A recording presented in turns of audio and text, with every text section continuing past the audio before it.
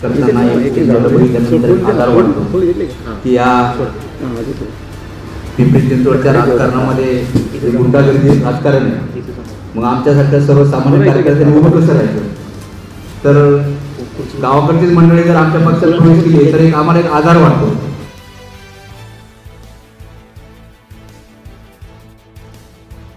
पिंपरी चिंचवडमध्ये आम आदमी पार्टीचा पदग्रहण सोहळा व कार्यकर्त्यांचा मेळावा संपन्न झाला। पदग्रहण सोहळ्यात उपाध्यक्ष अशोक लांडगे, उपाध्यक्ष वैजनाथ शिरसाट, उपाध्यक्ष ब्रह्मनाथ जाधव, महासचिव स्वप्नील जेवळे, संघटन मंत्री कमलेश ननावरे, संघटन मंत्री सीता केंद्रे, डॉक्टर अमर डोंगरे, कोषाध्यक्ष सुखदेव कारळे, युवा अध्यक्ष पूजा सिंग, महिला आघाडी शिवशरण सुनील, संघटन सहमंत्री सुरेश भिसे, संघटन सहमंत्री दमयंती नेरकर, संघटन सहमंत्री सीमा बावनकर, संघटन सहमंत्री गिरीश नेटके, कामगार आघाडी चंद्रमणी जावळे, कला सांस्कृतिक आघाडी सुरेश बावनकर, उद्योग आघाडी भारती जाधव, महिला बचत गट आघाडी राहुल धोत्रे, क्रीडा आघाडी यल्लप्पा वाळदोर, RTI आघाडी ही पदे देण्यात आली। अशा प्रकारे आम आदमी पार्टीमध्ये एकूण 147 कार्यकर्त्यांचा प्रशस्तीपत्र, गुलाब पुष्प आणि पार्टीचे चिन्ह झाडू देऊन त्यांचा सत्कार करण्यात आला। यावेळी पार्टीचे ज्येष्ठ कार्यकर्ते व पदाधिकारी उपस्थित होते। या पदग्रहण सोहळा व कार्यकर्त्यांच्या मेळाव्यावर पिंपरी चिंचवड शहर महिला अध्यक्ष मीनाताई जावळे यांनी आपले मनोगत व्यक्त केले।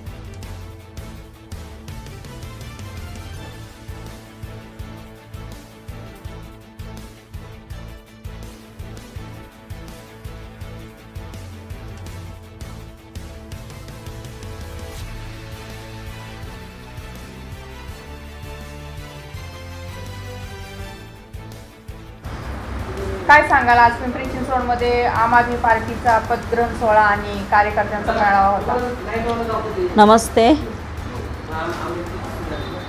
शहर अध्यक्षा मीना जावळे, पिंपरी चिंचवड आम आदमी पार्टी। आजचा मेळावा घेण्याचं कारण असं होतं की आपलं आज मेळावा आणि पदग्रहण हे दोन्ही कार्यक्रम घेण्याचं कारण म्हणजे आम आदमी पार्टीचे अरविंद केजरीवाल यांना अटक केलेली होती. ते जामीन भेटला नाही आहे म्हणून पुन्हा त्यांची तारीख पुढे ढकलण्यात आलेली आहे. आणि ती जरी अरुण केजरीवाल जरी आतमध्ये असले तरी आमचे कार्यकर्ते कसे काम करतात हे आपण दाखवलेलंच आहे सर्वांना. आणि आता मागील आपण लोकसभेमध्ये पाहिलेलंच आहे. लोकसभेमध्ये जे आम आदमी पार्टीने काम केलेलं आहे ते अतिशय खूप जोरात केलेलं आहे. आणि कोणीही काही अपेक्षा न करता, कसलेही फोनची अपेक्षा न करता किंवा कोणी मेसेज दिला नाही आहे, मला बोलवलं नाही असं कुणीही तक्रार न करता आम आदमी पार्टी ही खूप आतुरतेने आपलं काम दाखवत आहे. आणि ते दाखवलेलं पण आहे. आणि पुढे जी आपली विधानसभा येणार आहे त्या विधानसभेसाठी देखील आम आदमी पार्टी इच्छुक आहे. आणि आम आदमी पार्टी विधानसभेसाठी पूर्ण तयारीने लढणार याशी मी ग्राही धरते.